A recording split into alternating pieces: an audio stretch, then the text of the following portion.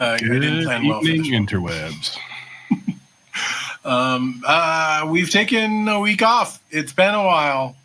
I forget how to do this. Is this a camera? I don't think. No, probably not. We want to thank everyone. We're sorry that we had to cancel last week. A series of many different events sort of came up. And we had to sort of push out what our original plan was. That being said, one of the guests that was one of the first people I reached out to when we started doing this a while ago, Jake Blount, is joining us tonight. And I have been super, super excited about this for over a month. Partially because when I talked to him, he ran off to my favorite place in the world up in Maine. So I want to talk to him about that. But also just because he's doing really, really wonderful work. And I'd love to sort of pick his brain and see if he has sort of any lessons learned that he can share with us. So I'm excited. And you? Right into the guest. We usually catch up on the last couple of weeks and talk about stuff. And so you got ahead of us. Now I don't know where we are. I'm flipping through sheets here trying to figure out. We'll get to the announcement stuff too. I was just excited about Jake. Oh no, that's totally fine. Ethan's the one. I'm the one that wants notes for the show and what are the questions we're going to ask and all that stuff. And Ethan is the one where set list. Who needs a set list? And then the rest of the band behind him has no idea what's going on. It's some people are really organized and some people are me. That's very true. That's very true. So how was your week? How are things? A week was good. I'm really enjoying sort of the fruits of the lounge stage just keep sort of paying off for me. A lot of people have been following up and just sort of talking through how that worked. It was, the funny thing is, of all times for it to work out this way, we've been running a stage that we made no money doing, and that we weren't able to pay artists for doing for 10 years, but we were able to get them in front of, on average, somewhere between 500 to 700 people for the last 5 or 6 years. And this year, when the festival kind of virtualized and we decided to do our own thing through this, we were able to pay artists, and I was the one that was sending out money. And that was fun, just spending a day saying, "And you get a paycheck, and you get a paycheck." And, yeah. I want to thank everyone that may have been there that's tuning in tonight or watching us. When we get on YouTube, it really was a wonderful experience. The dog just barreled his way into the room. Just thanks for everyone that was part of that. Because of that, we've been able to make a bunch of little changes. Our relationship with Twitch is sort of getting better due to all the people that we're in. So we get more little emoticons, and for the people that haven't seen those, I don't know why that I find them as fascinating as I do, but if you subscribe, you have to subscribe. But if you subscribe to us, you can add this to the chat, or this, or that, or my personal favorite, Mr. Vance Gilbert. So these are stupid little things, but Vance Gilbert dental exam. Yeah, in my heart, it's stupid little things that make life worth living. Yep. And along those lines, I've made a lot of sort of small administrative changes and larger administrative changes. One of which is this is the first week that you actually can watch this show live from our website. Our live feed is embedded in Tribal TV in that area. So that's kind of exciting. I'm going to be doing more with that through the future. I still think Twitch is the best place to go. What's the website again, Ethan? tribalmischief.com. There we go. Yeah. So excited about that. I also switched our merch store. We had some neat stuff, and I'm going to miss, unfortunately, we're going to have to retire. You know what? Well, let's show my stupid little commercial for my favorite stupid thing that we won't be able to use anymore.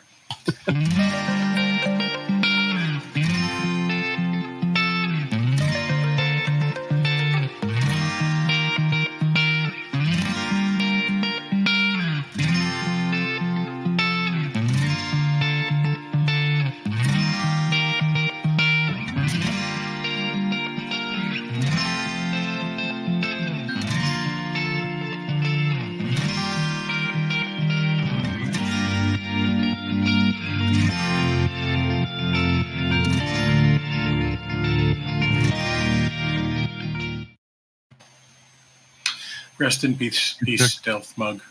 30 seconds of precious. Do you know how much this airtime costs us? Precious airtime to show a commercial for something that doesn't exist anymore. If you have one, we like to use it's limited edition. There's only a few left, and that's what sadly, I think the limited edition is one that I have, but it's okay. I'll take it. But the fun stuff is I actually really do like the quality of the merch actually went up. The shirts through the place that we used to use, kind of the new ones I like a lot better. And of course, as I showed off my favorite emoticons, you can now have fun with those. Or not. It's up to you. Oh, dear Lord. But it's and the nice thing is the relationship with this particular vendor, we actually get sorry? Christine wants a mug. Uh-oh. Christine, I tell you what, I actually haven't deleted the old thing yet. We'll put the URL in the chat, and you can still go there, but I would do it immediately because I'm gonna cancel it. Because they charge us money regardless, and the new place only charges us a fraction of what we sell. So we sell something and we get a bunch of money from it, and they get some money from it. Just to give the shout out real quick, twitch.tv/Tribal Mischief is our home. We'll be cutting over there in a little bit, so make sure that you make the switch. We know that Christine will follow us over there.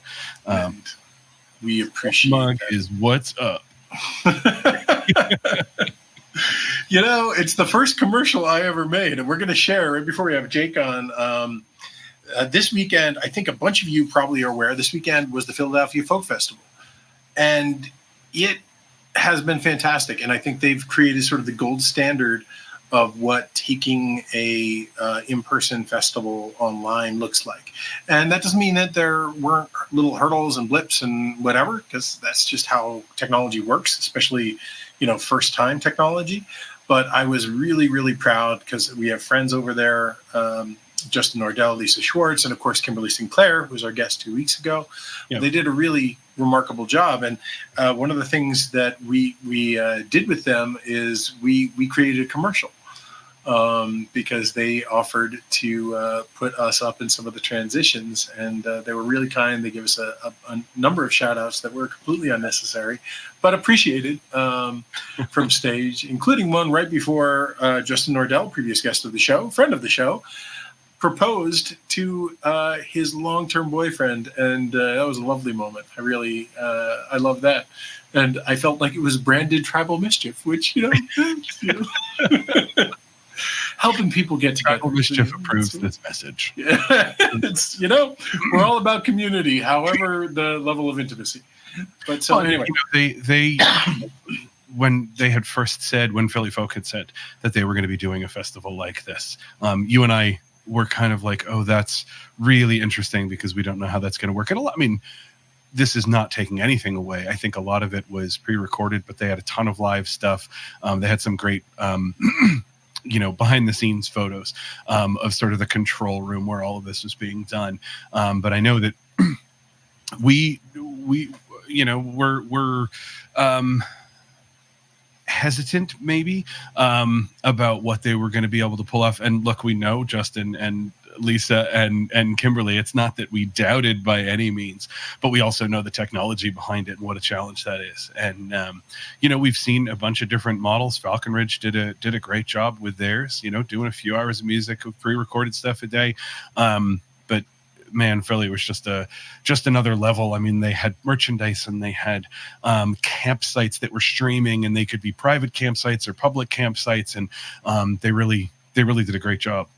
What I loved is they actually had tied in to, I forget the service, but it's a food delivery service, and they had some basic fest foods that would tie in through like DoorDash or whatever it was to local places that would make that food and deliver it.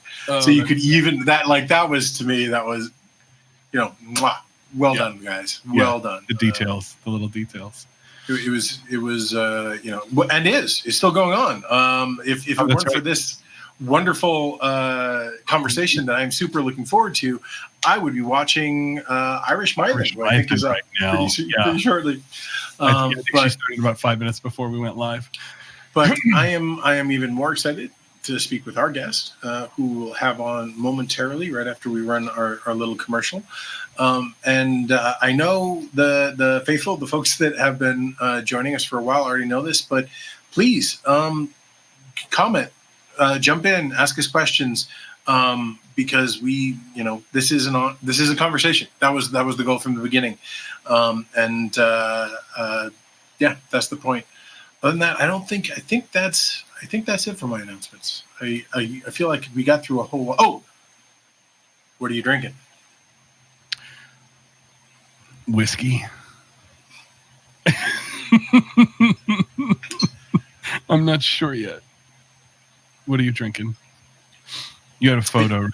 Yes, it's called the Glorious Bastard, and because I knew I would mostly have it drunk by the time we started. I'm sorry. The Suffering Bastard. Suffering Bastard. I recreated a different drink that I called the Glorious Bastard, but this is the Suffering Bastard, which is a super tasty gin and bourbon based drink. I'm a fan. All right, we've been through the alcohol. We've been through the merch. We've been through previous announcements. One last thing.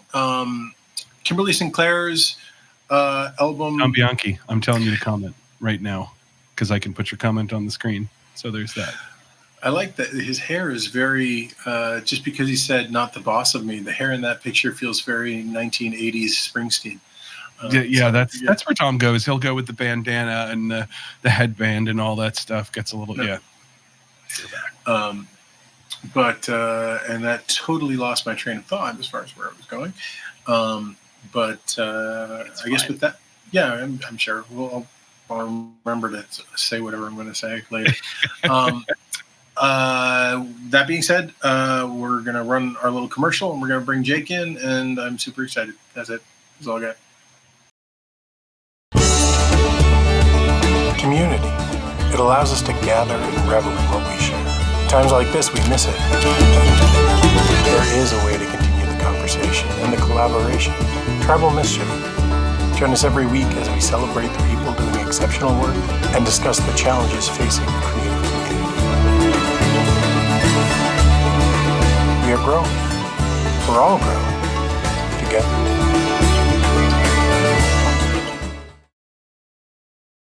Mr. Jake Blount. So, am I pronouncing it right? Is it Blunt or I'm asking because I am one of the worst offenders at just deciding that I know how something's supposed to be pronounced. You're right. Okay. Yeah. All right. I appreciate it. Thus far, you and I have only interacted person to person, I think 2 or 3 times. We talked twice at NERFA, and I can't remember if we run into each other in Festival Land prior to that. I feel like that might have been it. That might have been it. And you were completely wonderfully gracious. You were there in your duo form. Was it Tui? Yes. Excellent. I'm 2 for 2 on pronunciations. That is much more than my average. I love talking to you there. I loved your introduction for the formal showcase that you guys played. I love your formal showcase. I really enjoyed that. Yep. And just sort of the interesting thing about NERFA for me, because it's an organization I work with. I am not obligated, but I feel a personal drive that I need to meet people that I don't already know, because it's sort of the trap in small communities. You get to know people, and over time, specifically things like the Northeast Regional Folk Alliance and the festival season, it's one of the few times you get to see some of the friends that you know. Because the wonderful thing with being a musician is you can be like, I'm on the road. I'm in Baltimore. I'm going to call my Baltimore friends. And you call them and you're like, hey, that's cool. I'm in Boston. It's like, but I loved our conversation, and it made me really excited. So when Jake and I first conceived of this show, you were one of the first people I kind of wanted to talk to. And that was before I knew everything about the new album and a lot of the work you've been doing in the background. And the new album Lord, the new album. It's a great album, man. Thank you. And I should say, not. It's not that I'm biased, but I find that a lot of traditional records, particularly ones that pull as deeply as your do, you can lose a lot of the passion in the performance, and the simplicity can kind of turn into taking a traditional song and making it just sort of feel like you're not going through the motions. But I think you know what I'm meaning to say. Yeah. But you breathe life into this. It's so wonderfully you, because I had heard your previous record, and this felt like a continuation, and your particular attention to, and of course you could tell me that my assumption here is completely wrong, but it felt to me like you put effort into getting to the heart of what the song was and sticking to that, and not doing the flashy stuff where you're just trying to add to it and get a big group sing in the middle of it because why not? And I really love it. Thank you. So, sorry, I don't think I warned you. We have this habit of heaping praise on our guests, and we're going to be pretty consistent with that. So anyway, that's sort of my thing. Do you want to sort of introduce us to the record, Spider Tales? Yeah. So Spider Tales sort of originated from. I'm sorry. I'm going to turn down my mic level a little bit. I'm clipping a little bit. Okay. Yeah. Spider Tales sort of came out of a bunch of musical work that I was doing with Tatiana Hargraves after the release of my first EP, Reparations. We were touring, playing a bunch of shows, and we wound up doing either shows that were longer than the record was and we had to add new stuff, or we got bored and we added new stuff, or we had a couple shows where they were like, come perform specifically the repertoire of Manco Sneed, and we were like, okay, let's learn 12 new tunes right now. So after all of this time and taking some of that repertoire on the road, opening for Rhiannon Giddens and other folks, I just decided it was time to make a full-length album, kind of pull out all the stops to get an actual full band together, which I hadn't ever done for any of it before, and really try to pull together what I was seeing in the music that made me want to play it and what made me pick those songs. So I wound up using probably half stuff that we'd already come up with, and then about half of it was new stuff that we developed for the album specifically, and just pulled it together to bring out some commonalities that I see in the different facets of the Black and Indigenous musical traditions of the Southern United States, which is the focus of the album and has historically been the focus of my work in general. And sorry, could we get a little bit more of your mic? Actually, we've got some comments that folks are having a hard time hearing you. It's a delicate balance. Yeah. And I just realized this earlier because I made these little name tags to put in front of us, and I realized when I first did it, I was like, Jake, Ethan, Jake. Jake B, Ethan, Jake. No, that's not going to work either. So I was like, you're getting a full name. We're going to go with a full name for you. Well, I'm not complaining. But yeah, it's really a great record, and I feel like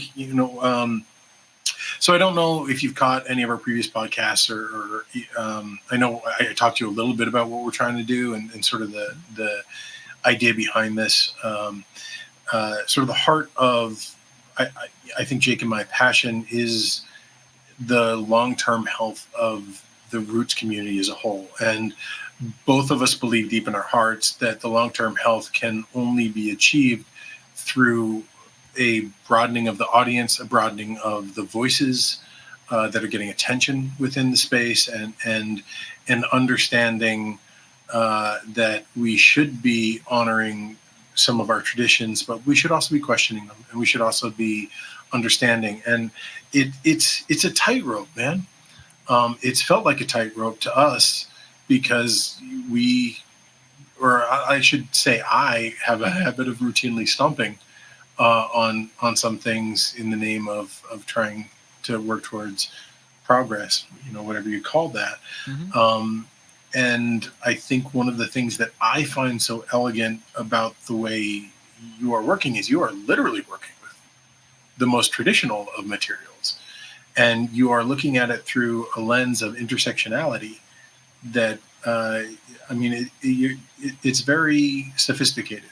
And I don't know if that's the right word, but that's, it feels like there's a tremendous amount of thought and care. Thanks. Yeah, I mean, I think anytime we have that conversation about equity and access in the folk community, roots community, whatever you want to call it, I feel like these terms all have separate but broadly overlapping definitions. To me, I think it's really important that we remember we're not asking something to be slanted in a particular way when we're talking about welcoming more people in. I get that all the time, is like, well, why should we be bending over backwards to cater to other people when like these folks have been here the whole time?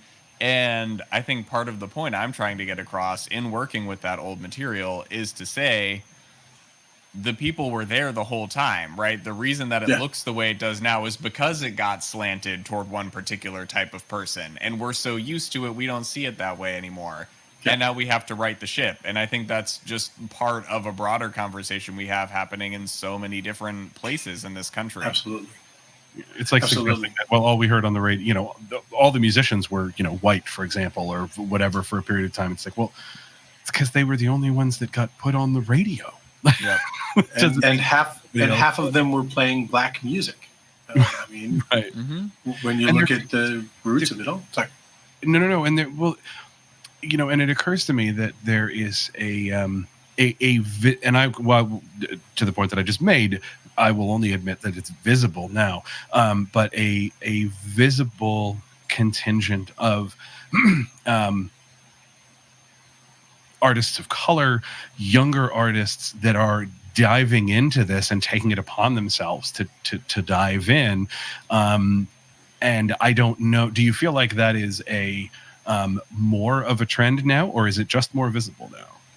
I think it's probably a mixture of both. I think there's always been a cohort of people of color, black people specifically, that are working in traditional roots forms.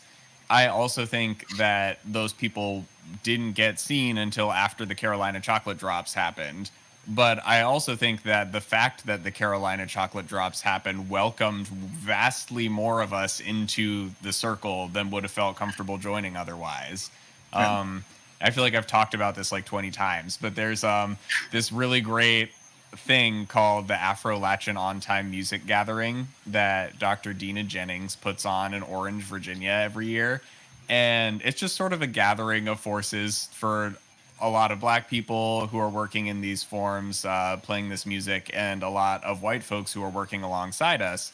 And last year, Rhiannon Giddens just like dropped in on her way from the Americana Awards. She literally like flew from the Americana Awards and like showed up in a rental car with her Americana Award in a tote bag, and like hadn't slept in 3 days. And she just like had to be there to invest in the community because she is selfless. And she just said at one point, I'm sorry, there's going to be a siren. It's okay. I live between a hospital and a police precinct and a fire department. So it's loud. But at one point she just said, I can't believe that I'm here right now and there are people I don't know. Yep. Right? That people have been trying to make these gatherings happen, and only now is it getting big enough that we don't all know every face that's there. And that's really exciting. It shows a lot of progress. And we were having sort of the conversation in one of our first episodes, the second episode, with Randy Green and Dan Whitener from Gangster Grass, sort of about their experience being in the space and the difference between an all-white space, an all-white and one black person space, and a space with some level of equity. And in particular, sort of the discussion about ensuring that the representation isn't A, simply tokenism, but B, which sort of talked about being just as dangerous, but sort of an exoticism to a certain extent, where oh, you're the black guy, you must play jazz, or you the blue guy, or do you rap? You do one of those three things. And what I really have loved seeing within the community in the last year or so is I feel like there are artists coming in and just being themselves. And that's not to say that they couldn't have been a jazz, blues, or whatever they wanted to be artists. But it's not a given. Yeah. Yes, exactly. And there's individuality that I don't feel, as someone that really grew up in this scene, I felt like if you were a black artist, and this might have been my own, blinder bias as being a white guy in the scene, but growing up in the scene, I felt like if you were a black person in the scene, you were either the blues person, or you were the representative. Chapman. Well, Tracy Chapman, or a representation of a throwback of the civil rights songs, where you were coming with specifically to be the representation of what this community really, for some good reasons and for some unfair reasons, the folk community has that tie to the civil rights movement, and it's for a lot of, particularly the older generation in our scene, it's something that they feel a real, connection to. And that being said, as the programming committee chair for NERFA, every year I get a suggestion we should do a panel led by me, this white person, on how folk music made the civil rights movement happen and solved racism. And I'm slightly paraphrasing, but it's that level. And every time I'm just like, I'm not putting a white person on stage to talk about what white people have done for black people. That is just tone deaf to a level that I don't. Anyway, I don't mean to go off about it, but it's one of those things, and I think part of it's generational. Where I think if you live through that, you see the specific history and you want to have some level of reliving it. If you're younger, the notion of a white person talking about, white saviorship, that it's a trope for a reason, and it feels real awkward. Totally. Yeah, it's funny. I mean, NERFA was my first time being at sort of a folk conference, as opposed to, I've been to IBMA before, so I've done like the bluegrass version of it, and I feel like festivals are the old time version of it, so I'm familiar with that. But I was walking around, I was like, I hear Tracy Chapman everywhere in this building. Yes. And it's really funny to me, because I agree with you that when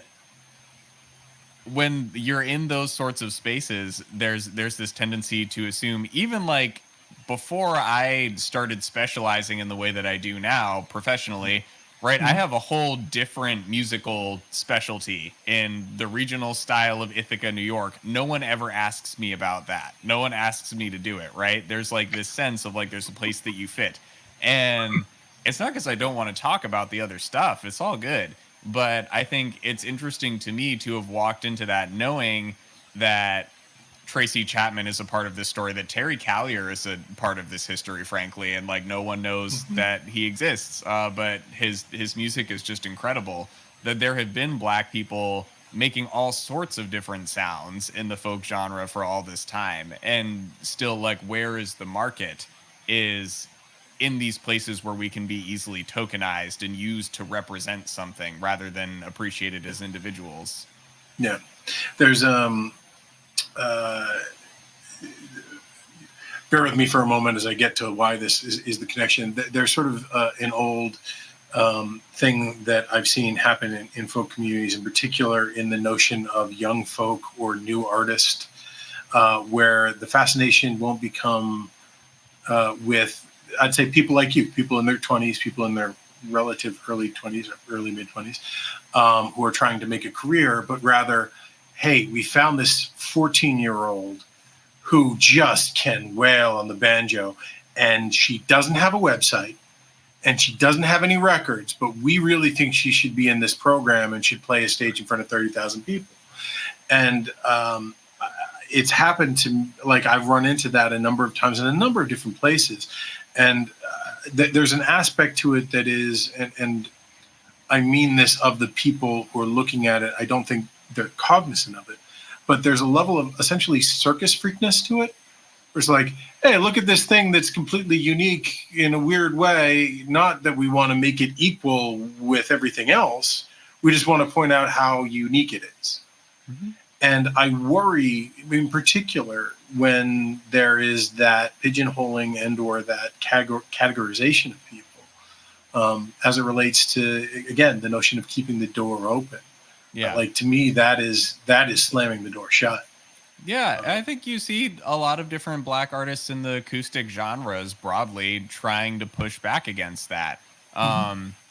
And I don't want to speak for anybody else, but just observing the arc of people's careers, you know, I noticed like Kaya Cater came out with an album that everyone was talking about, like this black banjo player, Kaya Cater. And then she came out with a totally different album that had a lot less banjo on it. And all of a sudden it was just about Kaya Cater and how good she is, right? Mm-hmm. That I think, I speculate that there's a pattern here of sort of wanting to latch on and say, look at this super exciting, cool thing, rather than saying, look at this really talented and insightful individual. And I know I have definitely had to sort of, I've had to be careful in exploring the roles that I can fulfill in this conversation, partially because I like want to be performing traditional music right now. I'm not going to like sit here and tell you that's the only thing I'll ever do, because I don't know, but I haven't felt a desire to write original music. At the same time, for probably the first 2 years of my career, half the booking emails I got were just like, we wanted Rhiannon Giddens, but she's too expensive, so we got you, right? And there's just like this notion that we're interchangeable because we play some of the same instruments and some of the same music, even though like I can't sing like that. What?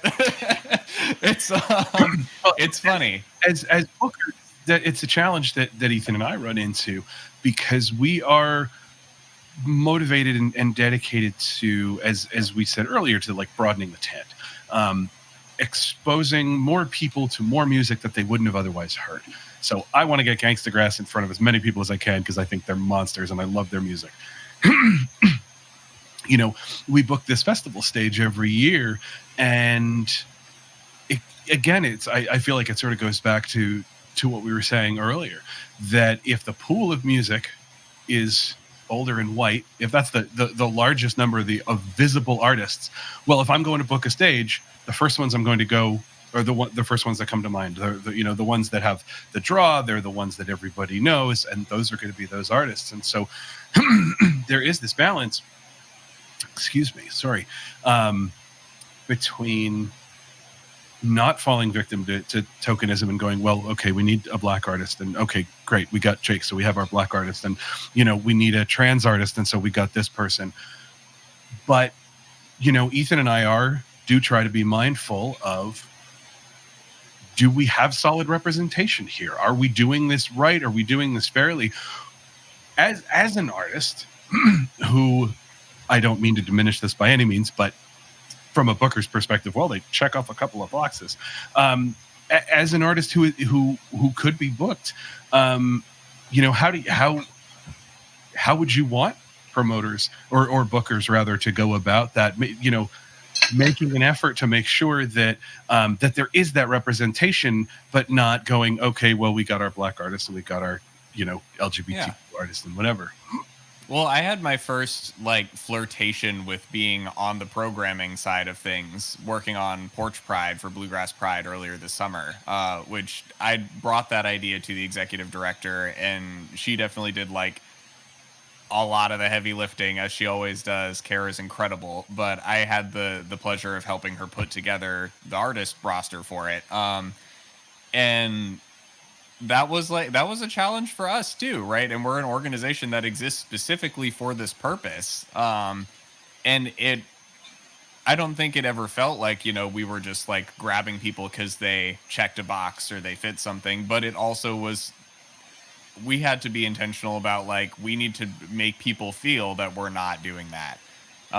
Because it can come across that way, even when people have good intentions. And it's tricky. I really don't know if there's a one size fits all solution. And that's the difficult part. From my perspective, I think because of the nature of my work and what I'm writing about, um, what I'm singing about, it would be weird to book me for anything and then not talk about race or sexual orientation or whatever, because that's like the focal point, right? My music has a thesis and it is related to those topics. But I think if I were booking a singer-songwriter who happens to be a black person, I would bring it up if it came up in the music, and otherwise just say, hey, this person's a really great artist and is being taken on those merits. And yes, they add representation and add a different perspective, because even as individuals, our art and our perspectives are so influenced by our experience of all these different social categories, race, gender, sexual orientation. But at the same time, the folks who are looking for that are going to see it. And I don't think it needs to be trumpeted from the rooftops. That's when it starts to feel like you're being used as an advertisement, or to prove a point. And I really just think it's like it's you're talking earlier about walking the tightrope. It's the same thing. You have to balance a lot of different concerns, and each person is going to want a different balance. And it's just has to be an evolving process. So many of the things that we're shooting for in this conversation are just moving goalposts, and we're never gonna be done, which is exhausting but necessary.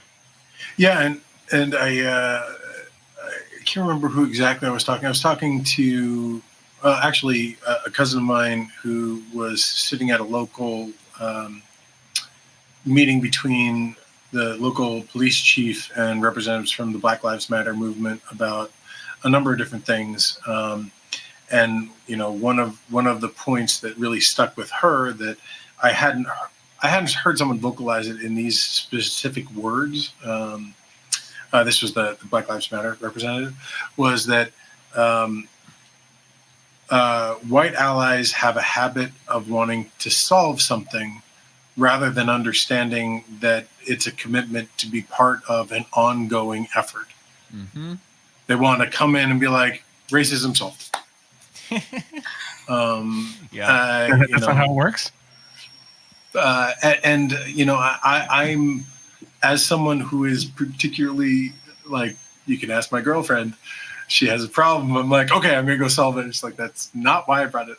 But it's sort of the, it's a mentality that, I know that I am guilty of at times. And to have it pointed out that this seems to be a larger scale issue just sort of reiterated the fact that, for me, this isn't the one conversation I am having with a black artist. This is one of many. And to be honest, I'm interested in people that tickle my fancy, that I think are doing awesome things. So to be able to have this conversation with you is wonderful, and I appreciate any patience you may have. With it's a male thing. Yeah, it's totally a male thing. Yeah. But yeah, I know we appreciate certainly you being open to having these conversations with us, and I've really enjoyed watching and reading up about the work you're doing. I thought your interview with NPR was spectacular. I was really excited about that. Oh, it was so much fun. I can only imagine. It was fun to read through it. It was fun to listen to it. It was a really nice. It was a really nice piece. I'll see if I can find a link. We'll toss that up there. We'll continue talking, but this is the point that we want to remind people who are watching us on Facebook. Jump over to Twitch. We shut down Facebook because Facebook pays us nothing, and they don't really advertise us, nor do they want to advertise. They want us to pay them to advertise us. So our home is in Twitch. So we're gonna jump. Hope folks don't mind. And with that being said, bye-bye Facebook. And now we are 100% on Twitch. Cool. I always worry that I do that backwards. And every time I do it, I panic that I've just turned this off on the primary. But anyway, thanks for your patience through that, Jake. But yeah, I'm interested in sort of what you have to say, in particular, in the many forms of intersectionality that you sort of inhabit in the folk world, in the artistic world, being part of. I apologize. Do you identify as queer or gay, or because I've heard you I know you've used the term queer a bunch, and they're interchangeable for me. Fair enough. And I'm aware that for a large group within the LGBT community, it is an interchangeable thing. But I've also discovered, I've discovered it's not, unfortunately, and that was a good learning experience. So, as a member of the community, what I'm interested in is I feel like the LGBTQ community within the folk scene has actually been relatively present for at least 15, 20 years. You have people like Pat Humphries. You have people who have been out and proud since the 80s, and not just not ostracized, but really taken to be key voices in the overall scene. How does that intersectionality, and is that just my perception, or, No, I think you're totally right. And I don't know. It's interesting, again, coming from like the more traditional side of folk music. I think in the old time scene, there have always been queer people, LGBTQ people around and part of the scene, but not in a way that was like talked about or really like brought into.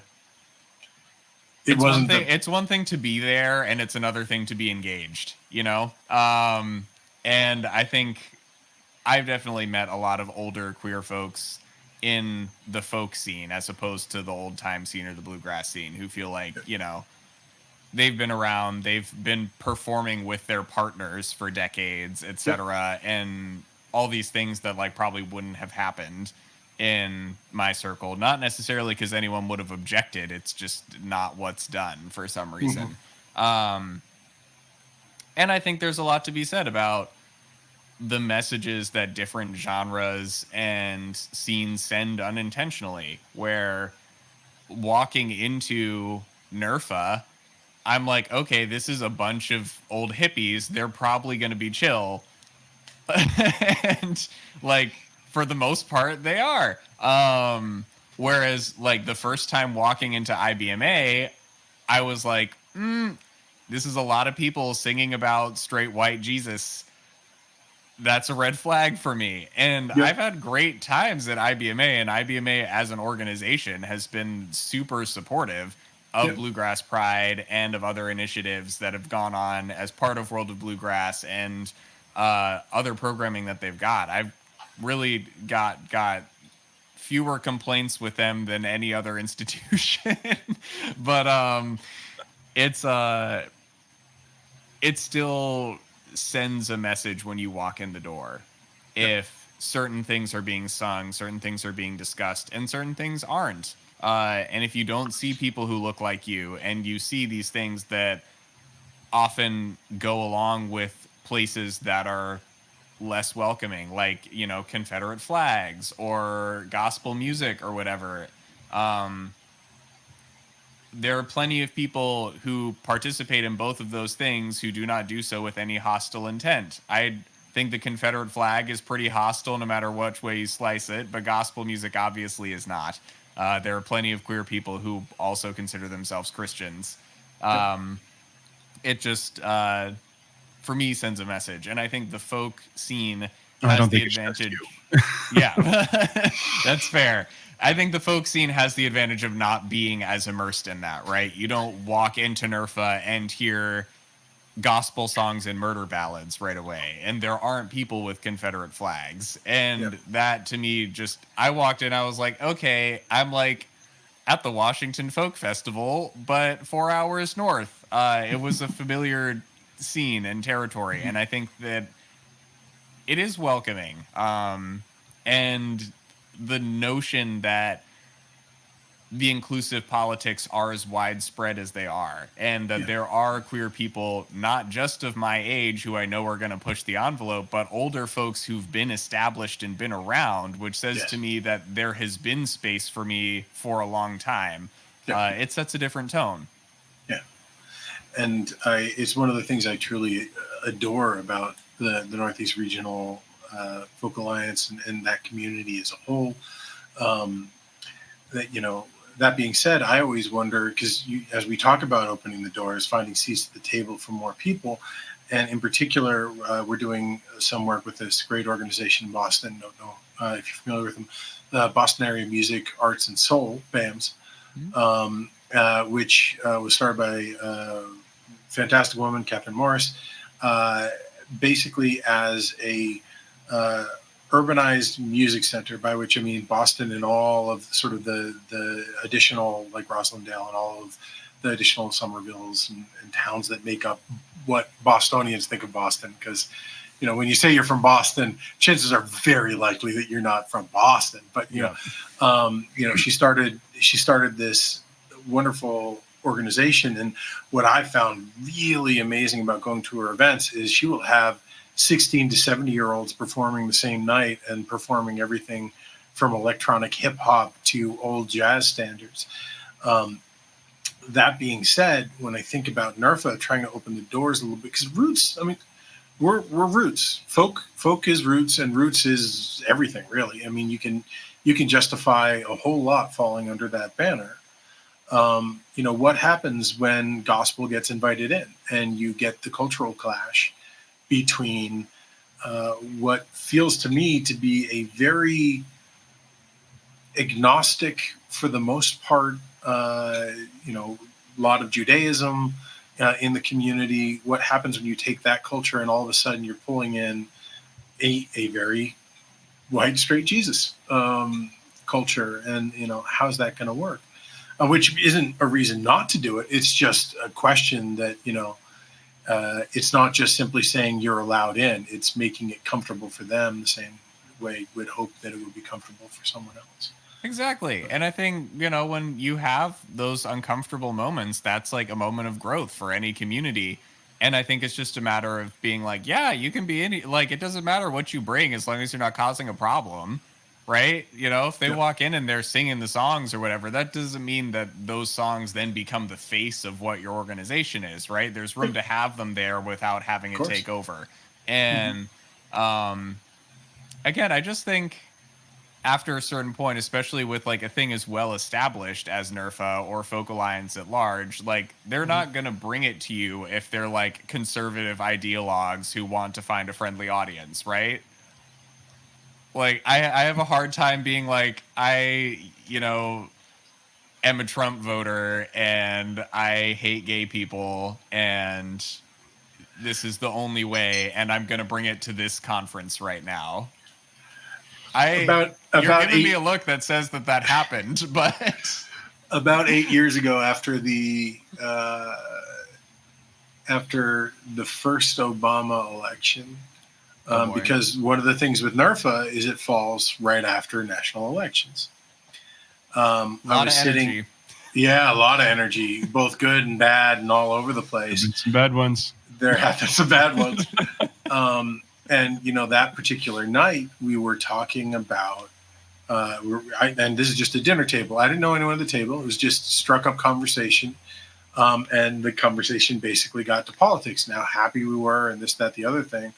And there was a guy across the table who stood up, kicked his chair back so it literally flipped behind him, like flipped us the bird, screamed, and walked out. So does it happen often? No, but it happens. And I just think there's like, I think there's an understanding there are outliers everywhere, like it happening every once in a while doesn't necessarily mean it's a problem. Yep.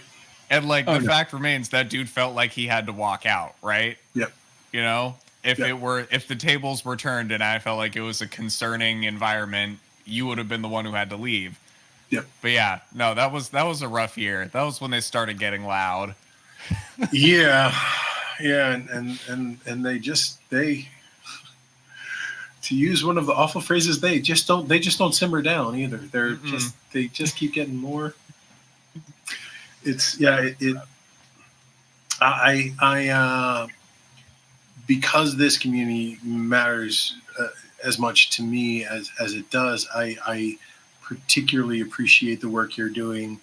The phrase I've been using is getting to the root of roots music and really understanding the backstory. Because, I mean, at one point in one of your interviews, you mentioned someone playing Turkey in the Straw and being told you really shouldn't play that. I don't know Turkey in the Straw all that well. Like, I'd recognize it if you played it, but Ice Cream Truck song. Yeah, exactly. Yeah. Yeah, but like I don't know the words, and so like you said that, and I was like, I probably heard that 100 times, and it never even occurred to me. And one of the hits on our last cover record was we did "Durable Dixie Down," which to us, from a wording perspective, it's certainly not particularly driven in a pro-slavery or pro anything, but it certainly it has that connotation, that connection, and Dixie mythology is always like on the line. Yes, exactly. Yep. So there's that question, how do we approach songs like Turkey in the Straw? How do we approach songs like Durable Dixie Down? Is it, there are more clear-cut cases where there are songs that literally have racial slurs or, amazing misogyny, which I think pretty much any folk song from the 1600s or earlier, there's some woman getting taken away or jumping to her death to avoid a man. In there, homophobia is certainly sort of studded throughout a lot of roots music. How do we look at that? And is the answer, do we stop playing these songs? Do we cease to acknowledge their existence? Do we keep playing them, but only if the conversation is had? How, as someone who in my mind is far more qualified as a folklorist than I, how do you think of that? Well, I think there's no like one size fits all thing that we can do with all of those songs. Each one really has its own problems, and each individual problem is going to need to be addressed in a different way. I think for me, coming at it as an old time musician, the issue is more that, if someone plays Turkey in the Straw, there's not like a critical presentation of Turkey in the Straw that can happen during an old time jam. Like at the end of the day, you're just playing the tune. And a lot of people argue, well, is the melody racist, right? Can the tune be the problem if the words aren't there or if the words are different? But, there have been instances of Black people who've confronted old time jams in public settings and been like, why are you playing Whistling Rufus right now? Because we still know what that is, right? And there are going to be people who assume you're sending a message. I think that's even more true of songs. And again, you just have to get to this point of, what is this specific piece? What are the problems with it? Am I in a position to solve those problems? And if so, how do I do it? And I think one of the things I frequently run up against is people saying, well, yeah, I get that this tune or this song used to be problematic. I want to reclaim it. I want to do a different thing. And I'm like, but you're a white person. You can't reclaim it. You already own it. Right? That's the problem. Like, if I want to reclaim it, that's different. If I'm not going to tell Rhiannon Giddens she shouldn't go play minstrel banjo, she can reclaim that. But a white person playing minstrel banjo isn't reclaiming it. It's just reenacting it.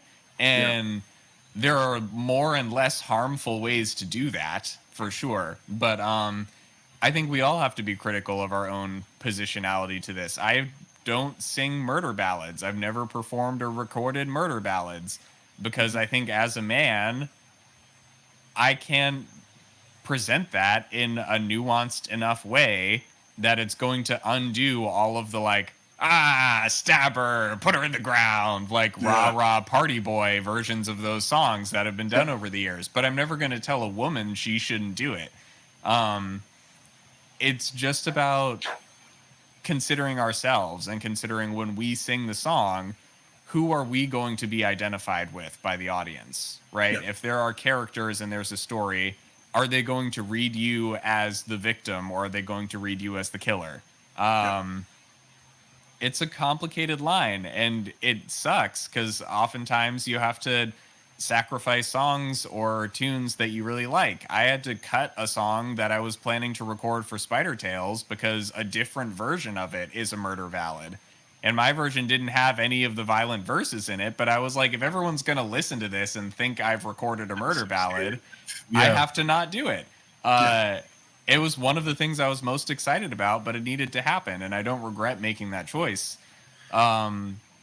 It's just a matter of thinking about the roles that we have to play, and realizing, maybe we can't have it all and also solve the problems. And I think that's the answer that no one's looking for, but everyone should appreciate is there is no straight answer. The answer is you figure it out, you work at it, you be mindful. And because that's not necessarily the easy answer, I think it's one of those, when you say, how can I help? And someone says, well, here's how you can help fundamentally change the way you do this. And your immediate reaction is, oh, I just wanted to help you. I didn't want to change. No, like there's that kind of thing. And, one of the things that sort of always sticks to me, and man, listen, I love a good earworm, but if I discovered that something I was playing was really problematic for someone, I get the let's reclaim it thing. And I find it funny that, to your point, white people want to reclaim something.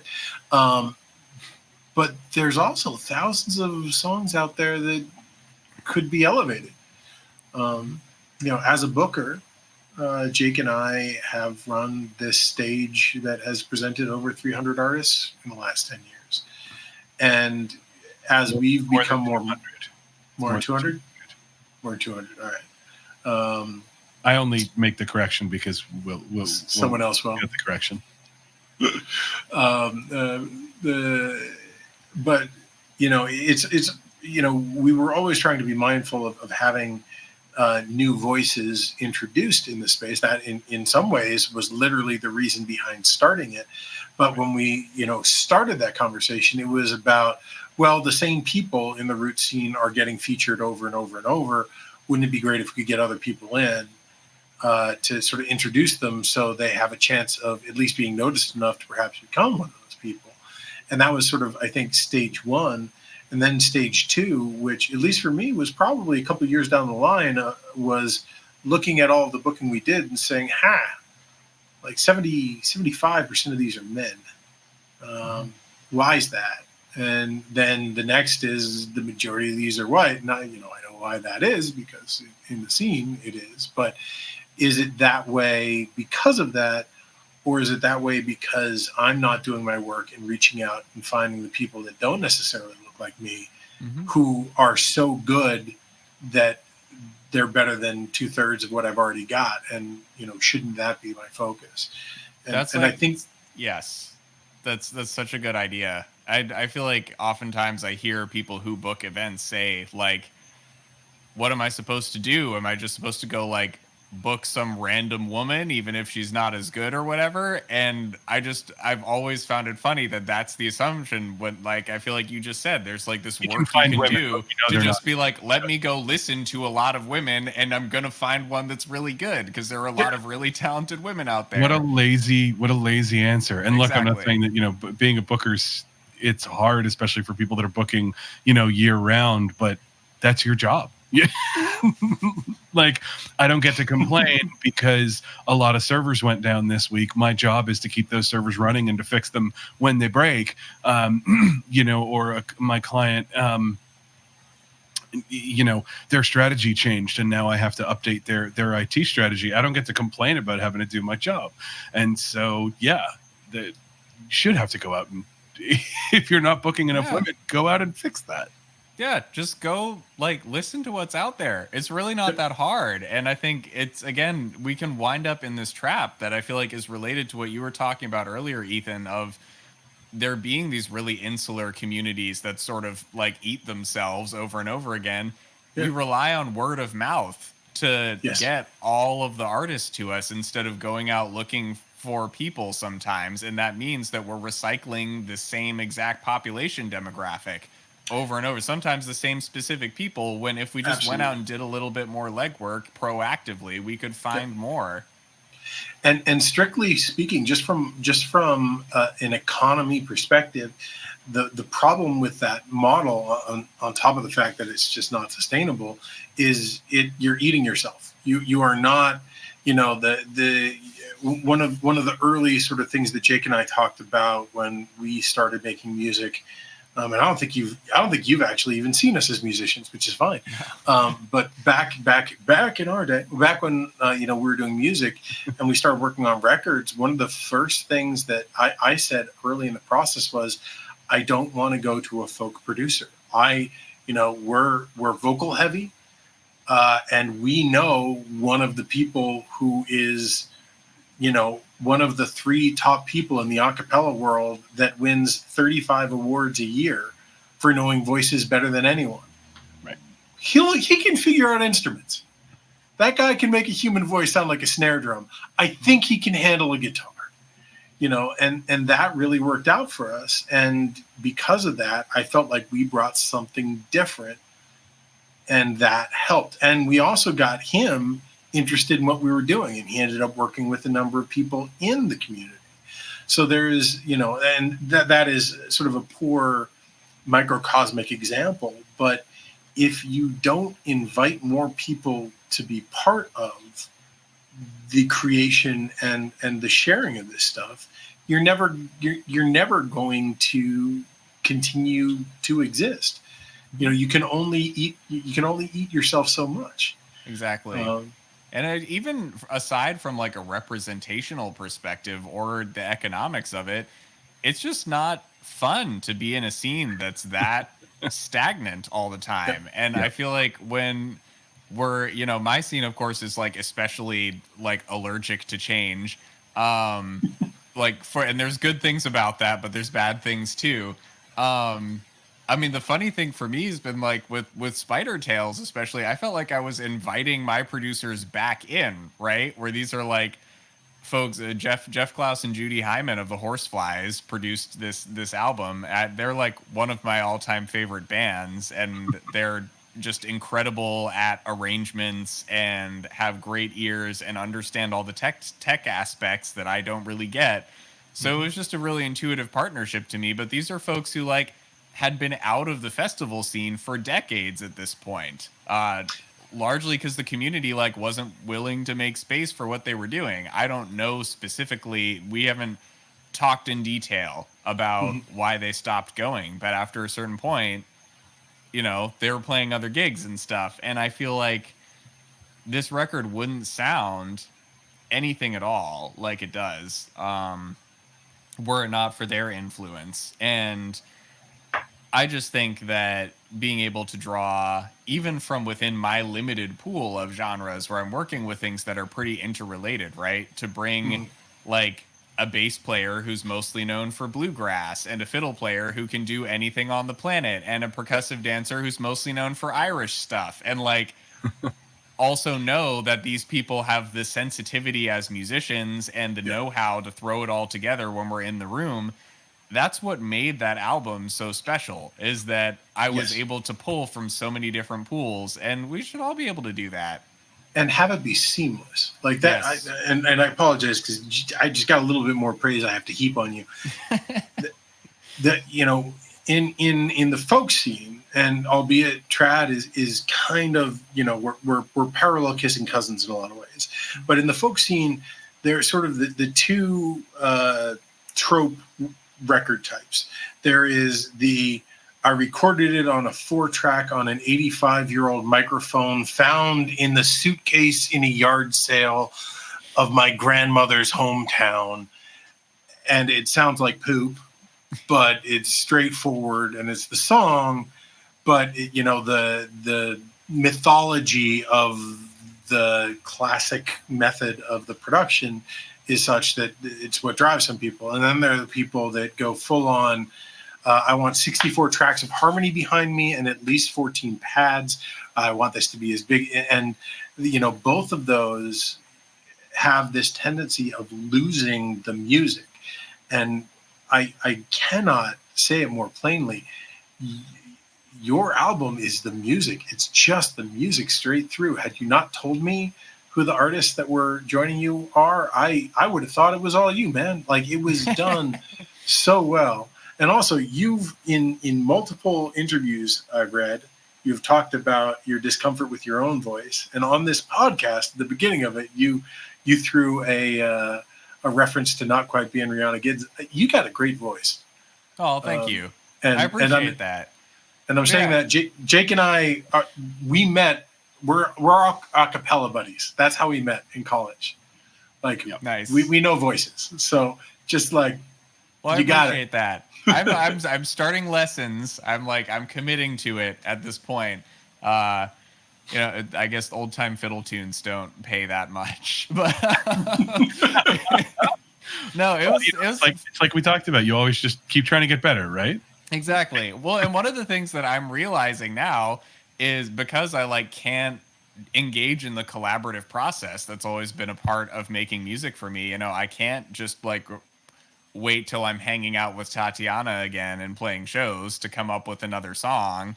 I'm having to be really intentional. I'm having to do the Prince Trent Reznor thing of being in my bedroom studio and playing all the parts by myself and coming up with vocal arrangements more complicated than anything that I've done before and all of that. And I don't know, it's been super fun. It's been a good dive. And I think I've always been a little bit leery of fusion projects that are labeled as such. Not that there's no good music that can be described as fusion. I just feel usually when people go after a project to make it fusion rather than to make it good and then it happens to be that, sometimes it comes off a little bit strained. And I'm finding that being it forces instead of doing what I think it's supposed to do, which is broaden the paints that you're able to paint with, it now limits you to we're these two things. Exactly. And we better have to go together. We better have tropes from both of them in everything. And exactly. Whereas I think when you think of, at least historically, and I'll go with the total 80s white guy example, when you think of really wonderful albums that had a sense of pulling from more than what it is, Paul Simon's Graceland is always one of the things that always comes to mind to me, because it a lot of people associate with Ladysmith Black Mambazo and the sounds of the the African chanting that was in there, but the other part of it that I don't think gets as much recognition is the fact that his rhythm section were the top jazz guys from the Black community in New York City. He very specifically wanted that sound. Mm-hmm. And, that to me, that is a perfect example of fusion. It was just getting people that are really good at what they do and putting them together and seeing what happens. Exactly. And I think for Spider Tales, that's been, at least my impression is, that's been part of why it got such a good reception from such a wide audience, is that the people who are on it are all skilled in 2 or 3 different genres and able to bring pieces of all of those to the album. So where I don't consider myself a bluegrass musician, I cannot play bluegrass. I would never claim to. There are songs on there that are bluegrass songs, not because of anything that I'm doing. I'm just singing or maybe playing one of the fiddle parts. But Tatiana is just okay, I'm bringing that here. Or Hazy is I'm bringing that here. Someone in the band is this is the time. And it welcomes more people in. It's a nice thing. And I've been really intrigued recently because I feel like in Facebook groups that I'm a part of for old time music and stuff, there's been a lot of random conversation about Rising Appalachia recently. Mhm. Um, who were like one of the first bands that I heard when I started my like approach to old time music. And that was like the first time I felt seen by a folk group. Even though they were like all white people, as far as I can Mhm. tell, I was like, oh, this actually like they're being intentional about like bringing in our sounds instead of what I now perceive a lot of old time musicians to do, which is to be like, yeah, if you like dig really deep into this specific polyrhythmic bowing pattern from X time through of June Apple by Tommy Durrell, there's an African beat in there. And like think that's going to be enough. Yeah. That bringing in different influences is also part of bringing in different people. And there is a place for the rigid traditionalism, but there also needs to be a place for growth. And of course, there's a respectful way to do that. And it means bringing in folks who are authentically parts of traditions rather than just going in and mining pieces of the music. But it can be done, and I think it must be done. I'll be- I agree. Now I am really bad at transitions, so I'm just going to say that and say we're at the part where I would love to hear you play if you're game for playing for us. Totally. I'll Uh, do And we know like we've got some people that have asked a couple of questions. We're going to hold those questions until after the musical portion of our evening, but we will get to your questions. and thank you for the A little questions. bit. Yes, thank you. All right, I'm gonna do my little setup change here. All good. Well, Jake's doing that. I will say Blues Cafe BM, which I'm assuming is our good friend Bruce down in Connecticut. How do you balance the goal of reaching out to widen the pool of talent you're booking to what your market-based patrons are expecting? Um, uh, Vance Gilbert gave a keynote address at NERFA, at the Northeast Regional Folk Alliance about 3 years ago. And I love what he said, and I'm going to badly try to remember it. Challenge them, give them something other than what they're expecting, but something that you yourself have heard and said, wow, that's really something. Because I think Jake Blount's point, and Jake Bush and my point tonight, if you keep looking for things that you're used to seeing, you're going to keep finding things that you're used to seeing. It's not until you allow yourself to see something other than what you are expecting that you can be someone that can bring that new thing to someone else. And it's sort of circular. You know, if you keep booking the same artist, you're going to keep bringing in the same patrons. It's it's that whole broadening the tent conversation that we keep going back to, and people are probably sick of hearing us talk about it, but that's kind of the point of the podcast. So buckle up. In booking the lounge stage or, the coffee houses that we're involved in or whatever, it is a constant effort, and that's where we use openers and things like that. We've talked about having the Black Feathers open for Vance Gilbert, and Vance Gilbert's fans in general might not have gravitated towards the Black Feathers, who are this phenomenal husband and wife duo out of the UK, but might not have otherwise found them, and so we got to sneak in the Black Feathers opening for Vance Gilbert, and the audience lost their mind. And so that's sort of one of the tricky and sneaky ways, is bring people in for the headliner, and then sneak an opener in that's just going to knock their socks off, and also expand who your fan base is. And that's, look, it's so much easier said than done, but it's I think it's a noble goal, and it serves your audience, and it serves the music and the artists as well, I think. All right. I hope, Bruce, I believe that was you. I hope that answered the question. We're happy to follow up on that if you want to put in a follow-up question. But and right now, your question up above. We'll get to your question after, we promise. And but right now, I really want to hear Jake Blount play for us. So we're gonna switch over to him and let him take it. Thank you.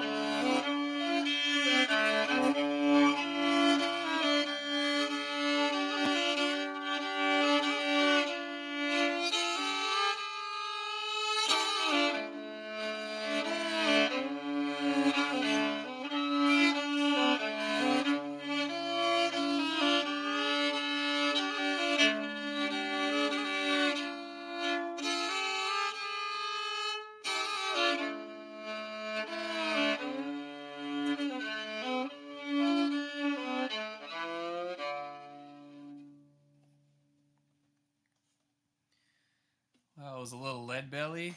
Where did you sleep last night? I'm going to do a quick little retuning here. For anyone here who's not familiar with old-time music, we often use different tunings for different keys in different songs.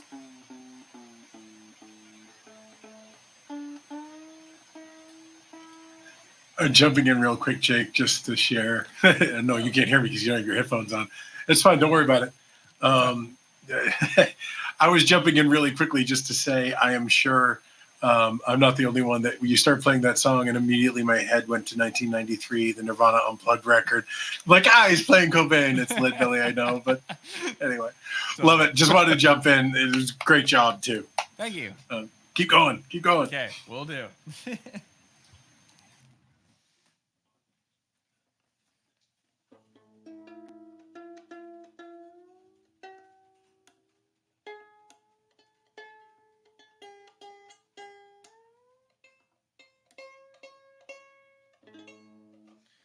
All right, I'm going to let that settle.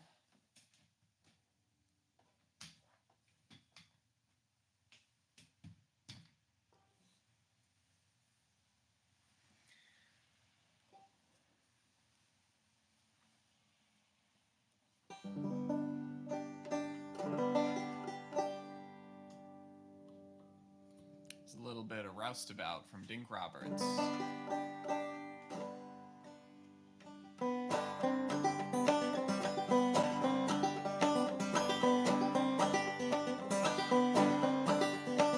Where you gone, you? Roustabout. Where you go fishing?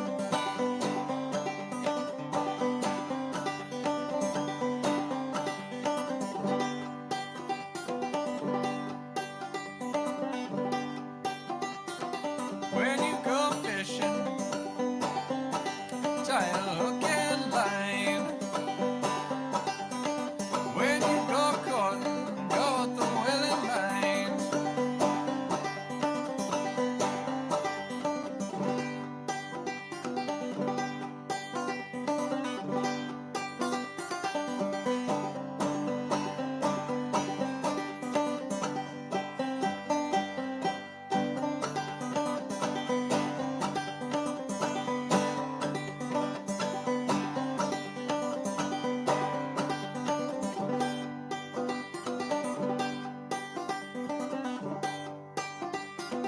Oh, it's been years since I've been gone. Pretty little boy with a red dress on.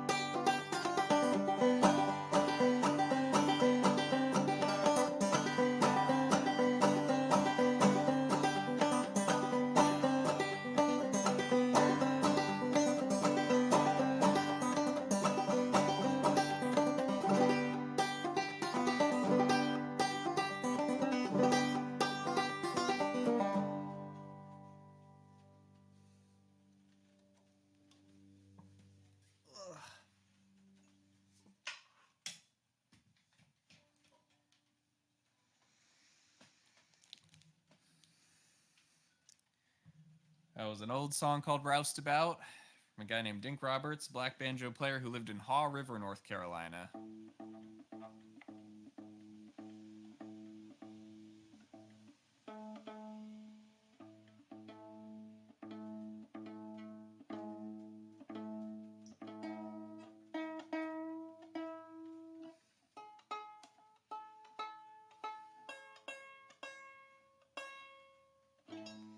I think we're there.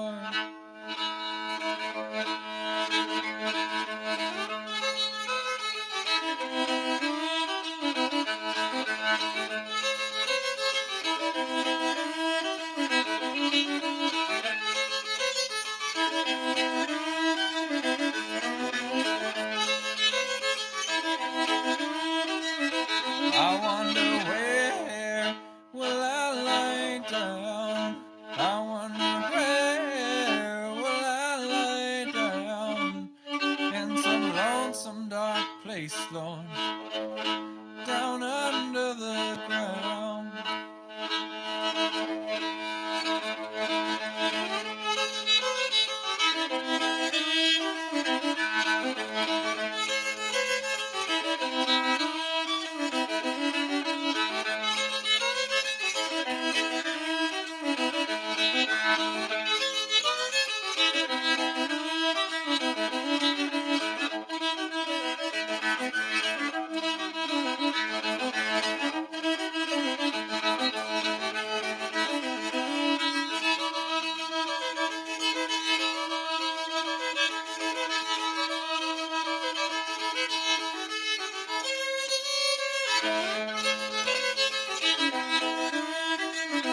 I wonder where is my brother gone? I wonder where is my brother John? He's gone to the wilderness, ain't coming no more. I wonder where will I lay down in some lonesome dark place, Lord, down under the ground.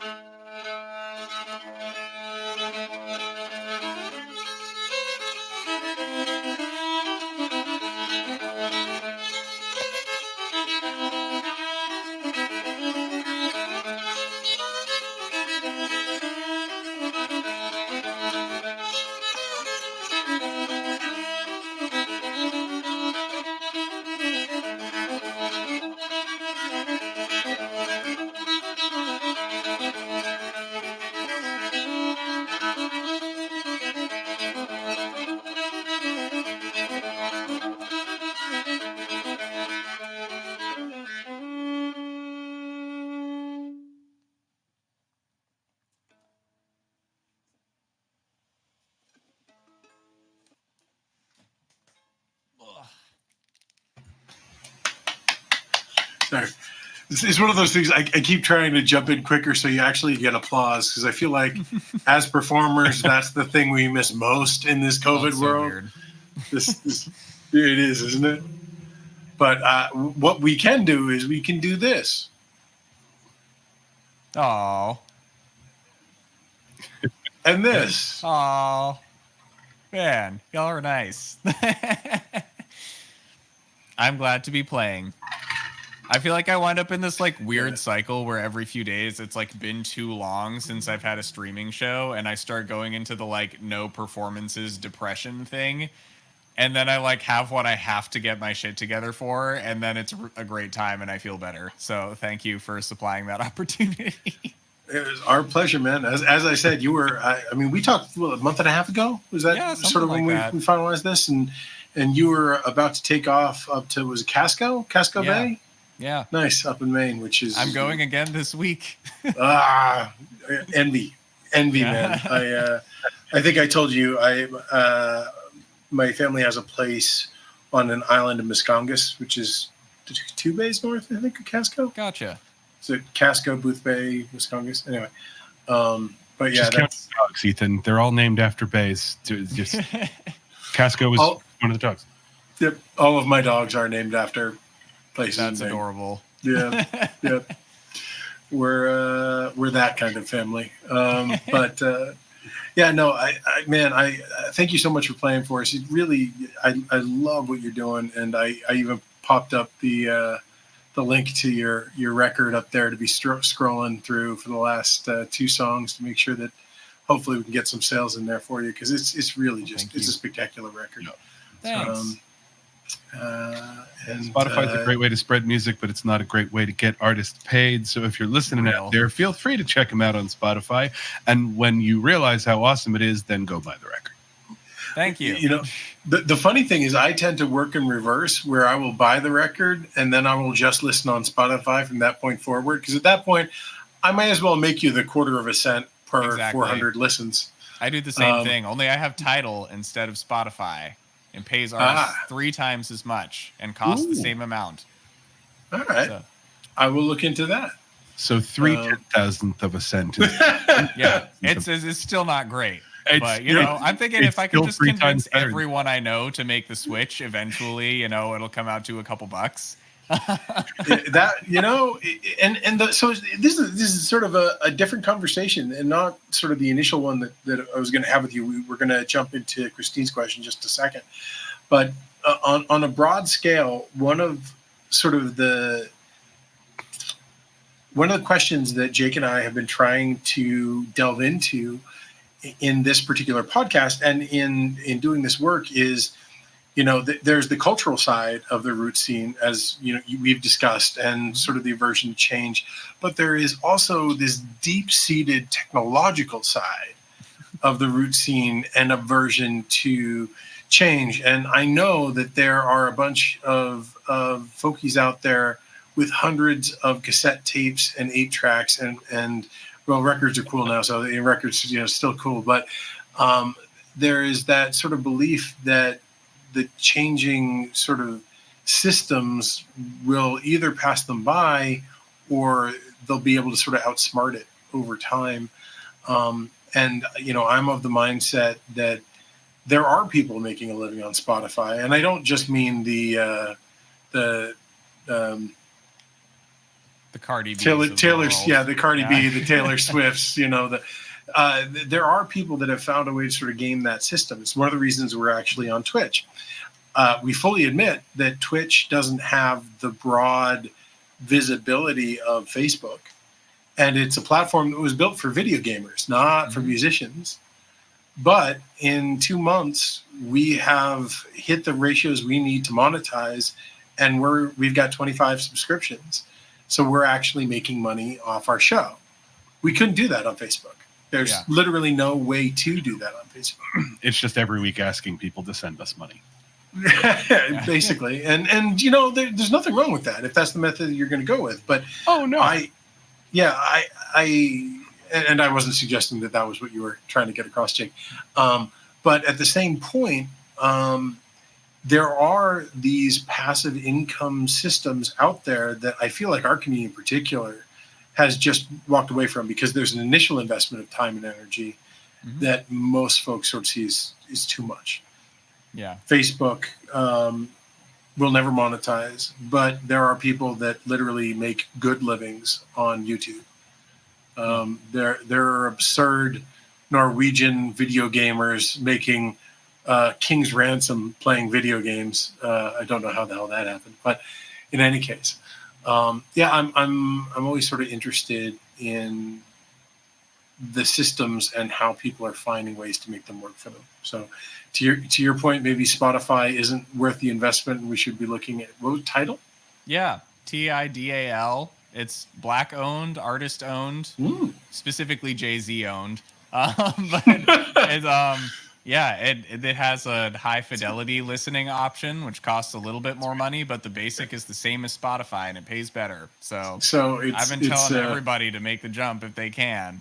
And it's always good to help someone as down on his luck as Jay-Z. So I'm down. Hey, he's out here paying bail for people and everything. I'm like, if I have to give any rich person my money, it's going to be him. Yeah. Absolutely. And that I agree with you in that, one of the hard things with technology is finding ways to make the easy-ish way to get something done also the ethical way to get something done. So to be able to do that is a gift. To that point, Christine asked this wonderful question a long time ago, and it's for you. So I'm going to say, she basically said she would love to hear your thoughts specifically about ways to help audience really understand what they're listening to beyond the tune, the catchy tune, the stories behind it.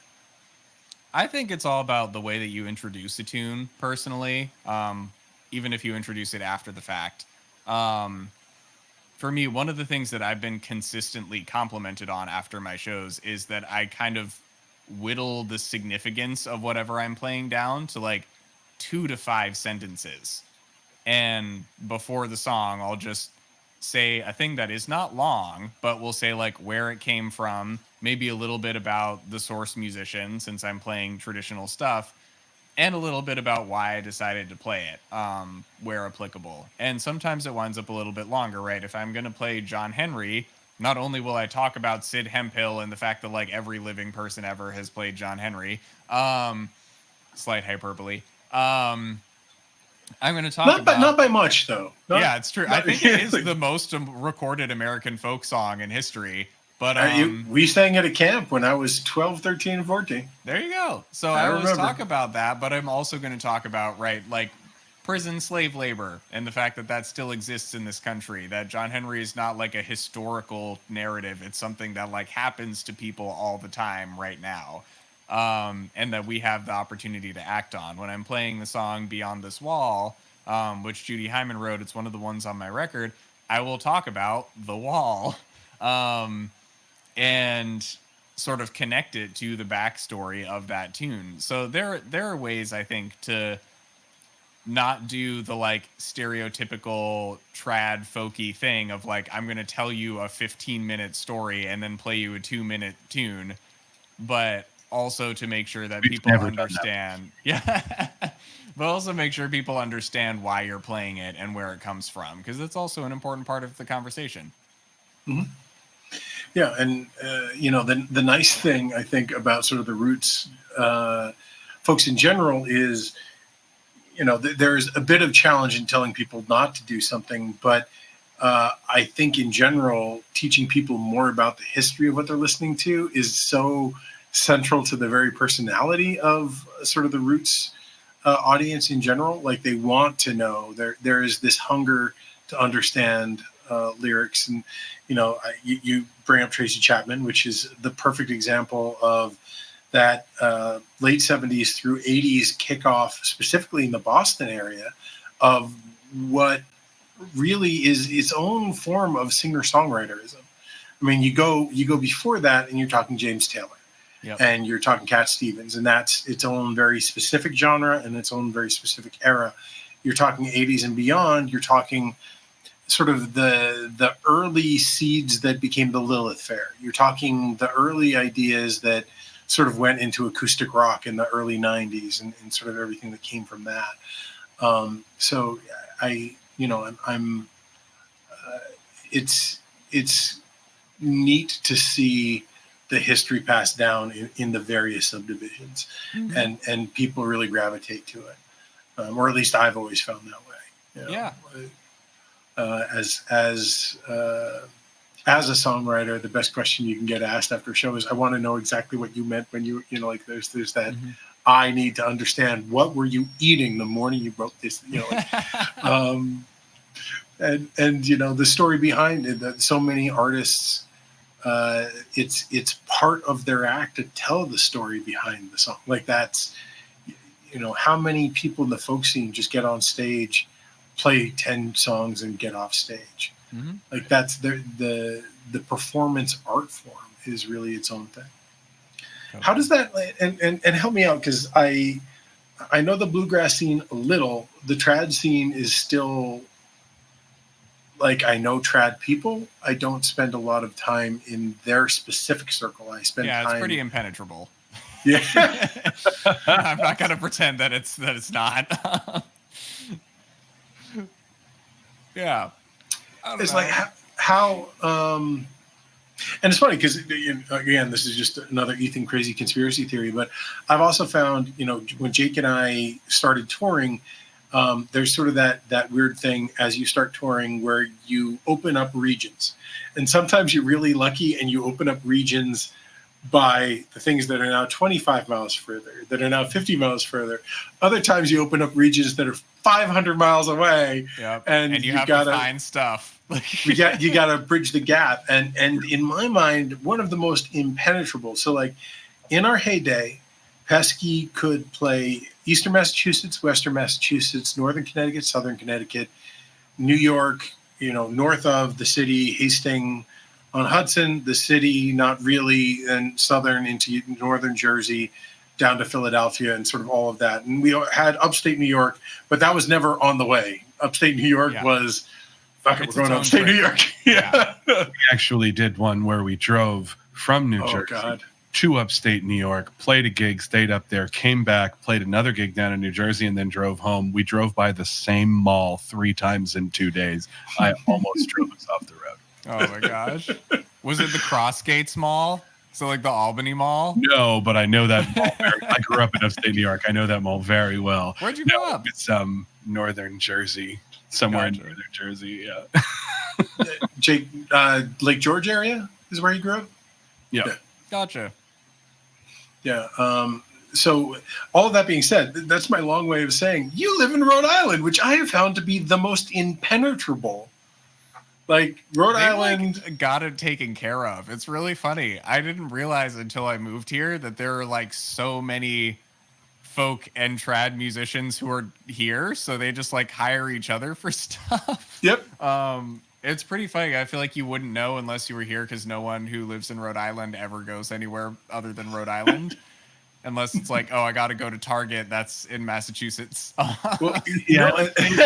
Is it Rhode Island and Long Island? Because I feel like Long Island's the same way. Like everybody plays there, but you don't leave. I wouldn't know. I've never tried to go to Long Island. The funny thing for that is we found, Long Island was one of those weird places that embraced us early. We were lucky enough that we've got some great musician friends that live down there, and they basically were like, yeah, these guys, you're going to pay attention to them. And, we've had a fantastic time playing there. Rhode Island was always this impenetrable. Every time we tried to go down, they're like, no, secret password. You don't know the handshake, not allowed in. Yeah, this is a state that really like has a very strong community feel, which I feel like could make it hard to jump into. I got lucky in that two of my dear friends and my like neighbors, they live like 4 blocks from me, are this band called the Vox Hunters that do like traditional Rhode Island music. That's their thing. So I like walked in knowing exactly the people I should know, and they're just the best about knowing everyone in the state and introducing you to all of them. So it's been like a pretty fun, friendly acclimation process for me, as much as it can be when I like can't go out and do anything. Sorry for dissing Long Island, Michael.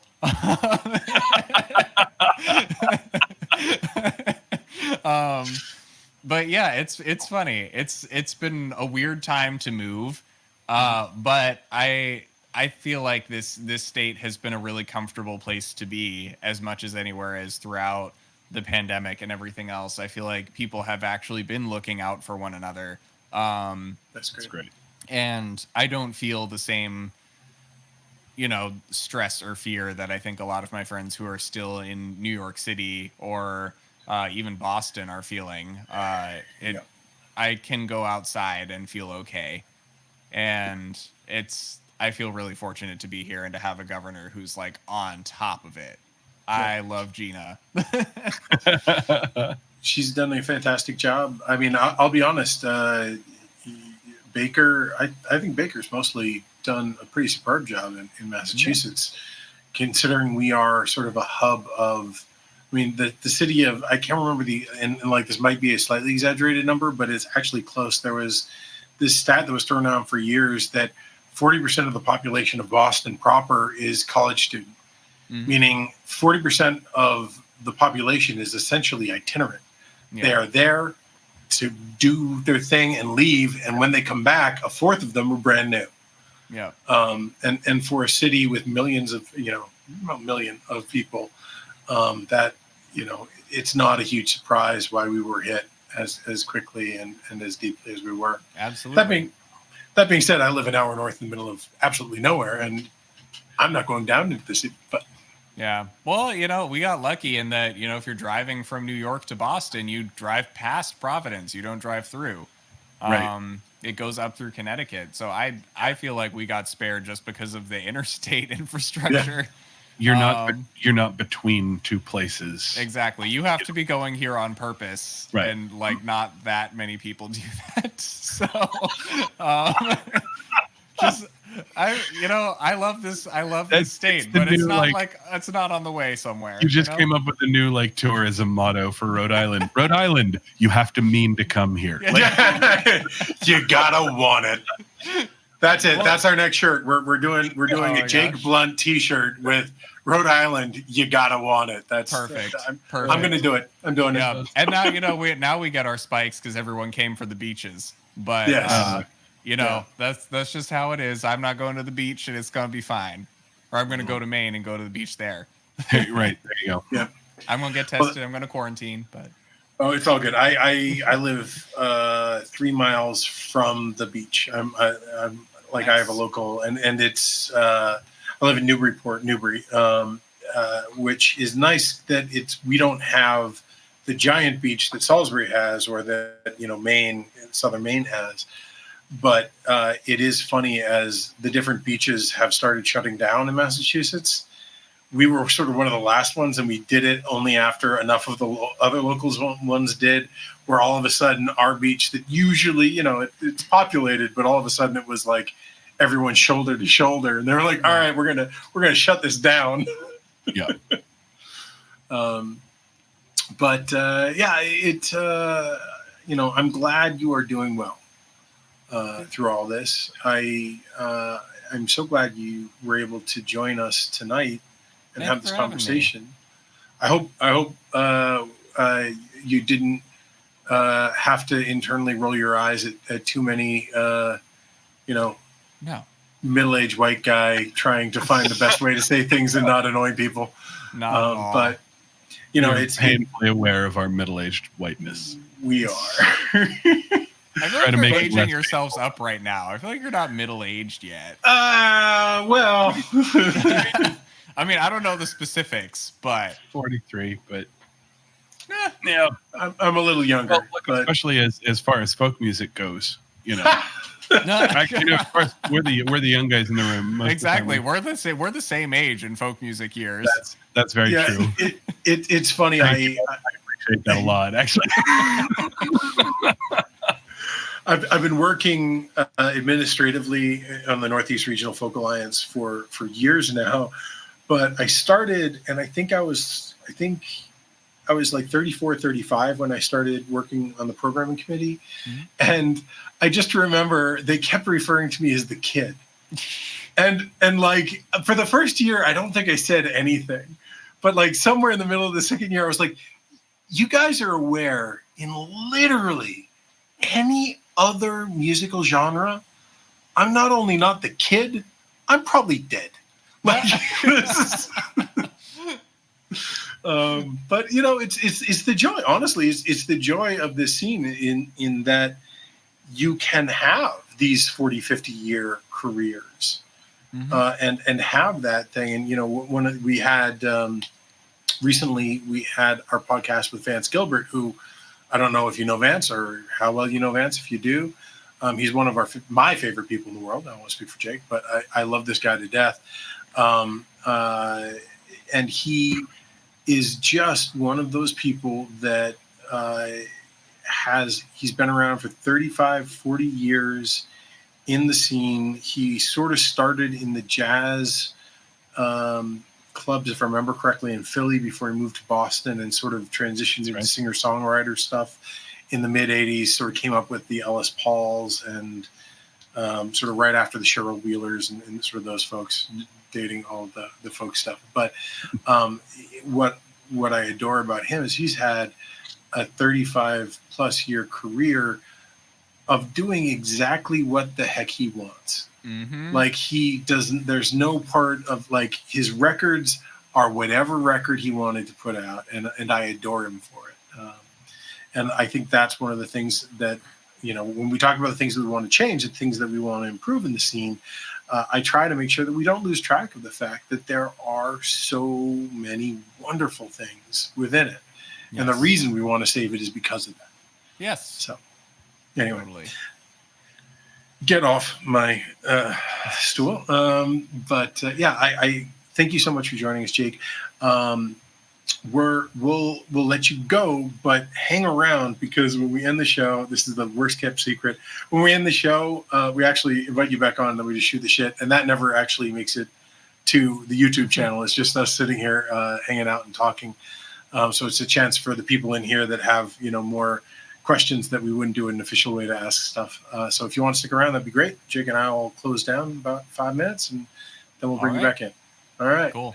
Thanks for having me. Thanks so much, Jake. Really appreciate it. Jake Blount, we're going to put his website back up there for everyone to see. Please go visit it. please listen to his new record, Spider Stories. So good. So good. Spider Tales. Damn it. See, You were so close. It was eventually. I got 3 right at the beginning. I knew by the end. Anyway. Okay. Jake, thank you so much. Talk to you in a minute. I cut people off every time. Thank you all for being here. I know we know the majority of you that are still here. Thank you, especially for you, the folks that have been here week after week. Cultural Infidel, you've been here since the beginning. You and Karaoke were the 2 that I was concerned when we had to cancel last week. I was like, what will they do? But we have to tell them personally because we know they're here every week. Christine Doman-Wells also is a 2-month subscriber on Twitch. We need to give her a shout out. Yep, she now has all of. I think that means she gets Vance. Now she can Vance. But yeah, I'm so grateful for you guys to be part of this. Sort of we've got some new things to sort of nice. I'm glad you got the mug. Send me a picture. Do me a favor. Please tag me when you get it. Because I still, every morning, I make coffee and I pour in it. And I even got that weird song in the commercial going through my head. I'm like, da-da-da-da-da-da. But I want to thank you guys. And part of that thanks is we're going to share with you. We have 2 more episodes for the first season. And we finalized the guests. And I couldn't be happier. I don't think either of us could be happier with who they are. No. This is great. Gonna be fun. So we will. Do we break it now? Do we just tell them, or do we end the show and tell them afterwards? Let's tell them now. They've stuck with us. They've listened to us talk for 2 hours. We can at least give them a little something. We owe you that. Next week we are going to have the spectacular Abby Gardner, and why am I blanking on Craig's last name? And Craig Aiken. Craig Aiken on. See, damn it! I did so well at the beginning, and now anyway. We've known Abby for years. She's one of the people that sort of helped break us when we got into music. She is just a dear, wonderful person. A lot of people know her from her work with Red Molly, but she's a spectacular solo artist, and she's got such an interesting background. I believe she's got a black belt in karate. She was a physical therapist. That's going into the show notes right now. So we're really excited for that. We love them both, and to be able to have a conversation about how they're dealing with all this COVID stuff and treading into this new digital world and what that's meant for them and for someone like Craig, who's really made a living as a side musician. Hard to make a living as a side musician when no one is playing, or if they are, they're doing it in their living room. So that will be a fun conversation. And the season finale, the episode that I'm super jazzed, and we were trying to make this work literally from week 3, is we have 2/3 of the final round of the lounge stage. We have Heather May and Chris Matthews joining us, and I love everything that the 2 of them have done for Pride Month. For everything, they're just awesome people, and they're fun people to have conversations with. So I'm super excited about that, and we're already well on our way to booking season 2. We haven't sort of finalized when we're going to start that, but some really wonderful names, and that's going to be a lot of fun. So we're going to take a month, probably about a month off, 4 to 6 weeks off, and so we'll get rolling back in October or something like that. Yep. The other thing we can share is I think that we haven't finalized the dates. Jake and I have sort of agreed that moving forward, we're going to be doing a monthly concert, and it will be a sort of a tri-bill. It'll be a in the round concert, be about a 2-hour show, and we'll be looking again to keep introducing some spectacular artists and hopefully get some of the guests that we haven't been able to feature as much as, like, say, maybe get Jake back and have him do something. And I think every season of the show, we are going to do our own lounge stage. We're going to essentially do a 6-hour festival. And we haven't finalized exactly how we're going to do that. If we're going to keep doing it on Twitch or if we're going to move to a paid system, I don't know. But for the time being, would love to hear from you and sort of what your thoughts are and what you want. because we're super, exactly, Christine. We're going to be running both the shows and the eventual festival same way in the round. In our mind, and one of the things that we love about Jake and his experience is he comes from the trad world where everything is done collectively to some degree. You play, but you play with other people. To me, that's the heart of music, and that's the heart of really wonderful, particularly in moments like this, not to echo my own commercial, but particularly in times when connection is feeling hard, being able to present something in that way feels meaningful to us. So that's going to be our method of moving forward. We also upgraded. I'm not sure if you noticed, we are now in HD for the first time. So you get to see look prettier. So I'm not sure prettier. You get to see more details. I don't know if we're doing anybody any favors. The gray is. I'm looking at myself a lot in this, being like, man, it's starting to come in. Damn it. You've been that way since puberty. Got great at 18. Anyway, other than that, just again, thank you guys. It means so much to have you. We love you. Have a good week. We'll see you. Next week, Sunday, 8 p.m., twitch.tv/Tribal Mischief or facebook.com/Tribal Mischief Productions. We forget to hype our things. Realize, this is going to go up on YouTube and people are not going to know that it was on Twitch. Twitch.tv/Tribal Mischief next Sunday, 8 o'clock. Check us out on Facebook. You can see old episodes of the podcast on YouTube if you search for Tribal Mischief. We don't have enough subscribers yet to get our own URL, and that's where all of you come in. We're 56, and if you look directly below us on the screen that we're currently on, sorry to cut you off. If you look directly below us, there's now a link to our YouTube. It's below something. There's a link directly to our YouTube channel. So if you want to head over there and subscribe, it costs nothing. If you to your really podcasts, you can find us on your favorite podcast applications. Just search for Tribal Mischief Podcast. Yes. And the thing that I meant to say before we invited Jake on, but I couldn't remember, for the folks that are wondering why you can't find the Vance Gilbert podcast on YouTube yet, even though it's from 3 or 4 weeks ago, it's because for whatever reason, the downloaded version that we got, the audio and the video doesn't sync at all. So I am manually going in for 2 hours and resyncing every, 45 seconds. And it's driving me insane, but I will do it, and it will hopefully be up this week. Well, because it's Vance, and we never hear the end of it. I got a text from him basically saying, was I too hard on you guys? That's why you're not putting it up? I'm like, no. It's absolutely not that. It's not that. So anyway, thank you guys. Jake, anything else? No, I think that's it. He's Jake Bush. He's Jake Bush on accordion. He's Ethan Baird on the saw and the...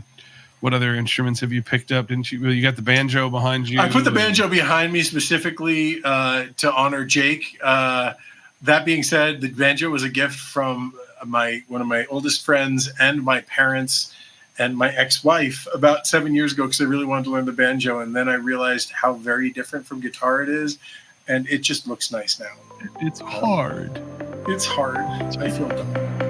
But in any case, thanks everyone for being here. Have a wonderful night. Have a great week.